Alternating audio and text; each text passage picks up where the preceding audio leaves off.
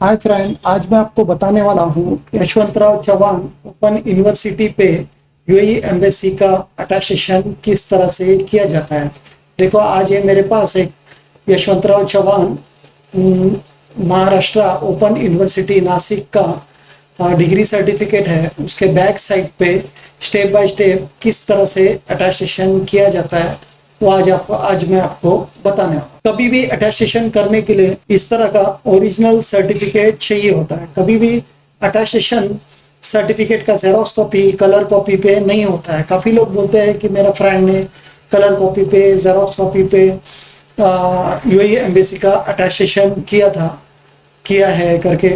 ऐसे कभी भी हम लोग काफ़ी साल से एक 13-14 ईयर से अटेस्टेशन करते हैं, अभी तक कभी भी कलर जेरोक्स पे अटेस्टेशन नहीं हुआ है। ओरिजिनल सर्टिफिकेट के बैक साइड पे ही अटेस्टेशन होता है इंडिया में। तो इस तरह का ओरिजिनल सर्टिफिकेट और पासपोर्ट का फ्रंट बैक कॉपी लगता है अटेस्टेशन करने के लिए। और काफ़ी बार लोग ये सर्टिफिकेट को लैमिनेशन करके रखते हैं। तो अगर आपने लैमिनेशन किया है तो डरने की कोई बात नहीं है।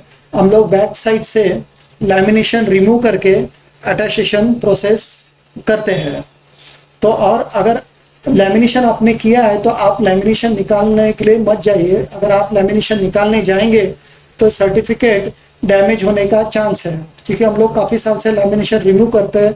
हम लोग उस पर एक्सपर्ट है, तो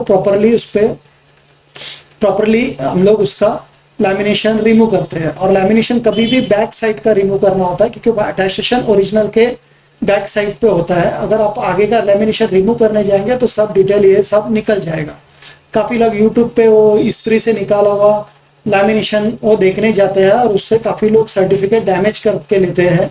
काफ़ी हम लोग डैमेज किया हुआ फ़ोटो भेजते हैं व्हाट्सएप पे। तो आप वो सब सर्टिफिकेट का लैमिनेशन निकालने मत जाइए।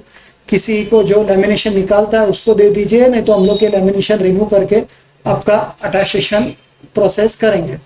तो अटेस्टेशन करने के लिए इस तरह का ओरिजिनल डिग्री सर्टिफिकेट और पासपोर्ट का जेरोक्स कॉपी चाहिए होता है। और मैं आपको बात बताना चाहता हूँ, ये यशवंतराव चौहान ओपन यूनिवर्सिटी, ये ओपन यूनिवर्सिटी है, तो इस पर कतर और सऊदी एम्बेसी का अटेस्टेशन नहीं होता है। बाकी ओमान, कुवैत, बहरीन, यूएई का अटेस्टेशन हो जाता है। तो अभी चलो मैं आपको बताता हूँ इसके बैक साइड पे स्टेप बाय स्टेप किस तरह से एम्बेसी का अटेस्टेशन हुआ है। तो देखो, ये सर्टिफिकेट का बैक साइड है, जो मैं अपने हर एक वीडियो में आपको बताता हूँ। सर्टिफिकेट पे अटेस्टेशन करने का सबसे पहला प्रोसेस होता है सर्टिफिकेट को नोटराइज करना। एक एडवोकेट से जाके पहले इसको नोटरी करके लेना पड़ता है।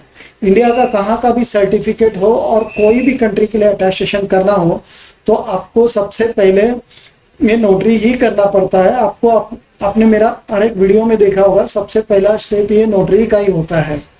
जो भी आप कतार, ओमान, बहरीन, सऊदी का कोई भी कंट्री के लिए अटेस्टेशन करेंगे तो इस तरह से ही पहला नोटरी का स्टेप होता है। ये नोटरी होने के बाद में ये महाराष्ट्र का डॉक्यूमेंट है, तो इसको महाराष्ट्र का होम डिपार्टमेंट में सबमिट किया जाता है।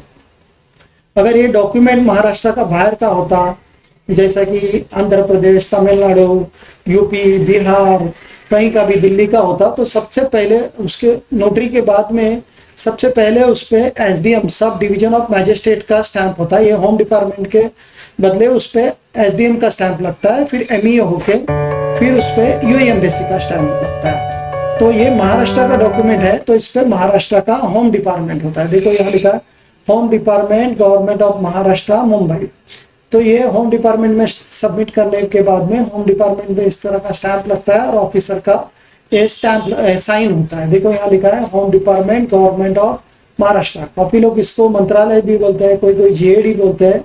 तो ये होने के बाद में फिर इस पर डेट लगता है, जो डेट पे इसका अटेस्टेशन हुआ है वो डेट होता है। फिर उस पर एक सीरियल नंबर पंच होता है। ये होने के बाद में इसको हम लोग दिल्ली एम्बेसी अटेस्टेशन के लिए भेजते हैं। तो दिल्ली भेजेंगे तो फिर उधर सबसे पहले उधर मिनिस्ट्री ऑफ एक्सटर्नल अफेयर का, विदेश मंत्रालय का स्टैंप होता है। देखो यहाँ लिखा है मिनिस्ट्री ऑफ एक्सटर्नल अफेयर, थोड़ा ब्लर हुआ है इधर, तो यहाँ लिखो, देखो देखेंगे तो ministry of external affair new Delhi लिखा हुआ है। न्यू दिल्ली का स्टैंप होने के बाद में आप न्यू दिल्ली में एमईए में सबमिट करेंगे, एमईए का फुल फॉर्म है मिनिस्ट्री ऑफ एक्सटर्नल अफेयर, वो सबमिट करेंगे तो फिर ये एमईए का स्टैंप लगेगा। देखो यहाँ लिखा है मिनिस्ट्री ऑफ एक्सटर्नल अफेयर, तो ये मिनिस्ट्री ऑफ एक्सटर्नल अफेयर का स्टैंप लगने के बाद में फिर उस पर ऑफिसर का ये साइन होगा। ये साइन होने के बाद में फिर आप इसको आपको हम लोग इसको एमईए में सब ये एमईए का स्टैंप होने के बाद में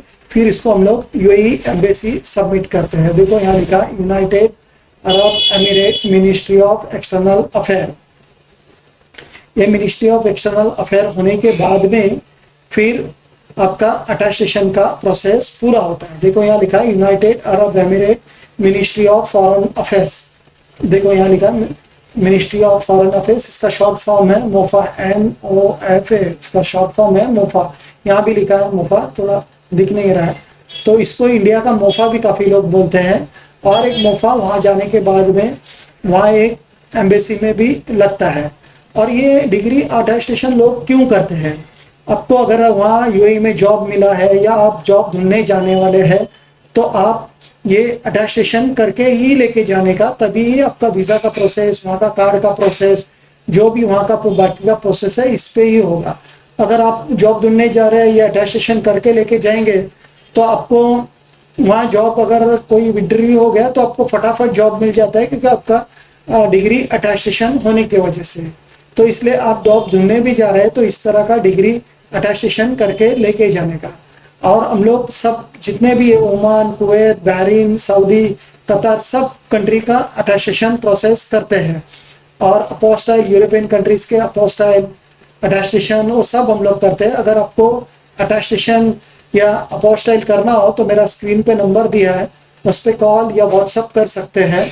अगर मेरा ये वीडियो पसंद आया तो प्लीज़ इसको लाइक और सब्सक्राइब कीजिए, जिसके वजह से आपको attestation related, immigration related, visa related आपको जो हम लोग हमेशा अपडेट डालते रहते हैं तो वो अपडेट आपको मिलते रहेगा। अगर आपको हम लोग सऊदी वीज़ा भी प्रोसेस करते हैं तो Saudi visa, Kuwait visa, family visa process करते हैं। हम लोग जॉब वीज़ा नहीं देते। प्लीज़ जॉब वीज़ा के लिए आप कॉल या व्हाट्सअप मत कीजिए। अगर आपको दुबई का टूरिस्ट वीज़ा चाहिए तो हम लोग दुबई का टूरिस्ट वीज़ा भी प्रोवाइड करते हैं। तो दुबई का टूरिस्ट वीज़ा चाहिए होगा तो भी आप मुझको कॉल कर सकते हैं। और ये अटैस्टेशन करने के लिए हम लोग को ओरिजिनल डिग्री सर्टिफिकेट और पासपोर्ट का फ्रंट बैक जेरोक्स कॉपी देना पड़ता है। और ये अटैस्टेशन प्रोसेस 6 से 7 वर्किंग डेज लगता है। अगर आपको अटैस्टेशन करना है तो प्लीज़ मेरा नंबर पे कॉल और व्हाट्सअप कीजिए और प्लीज़ सब्सक्राइब कीजिए। Thank you.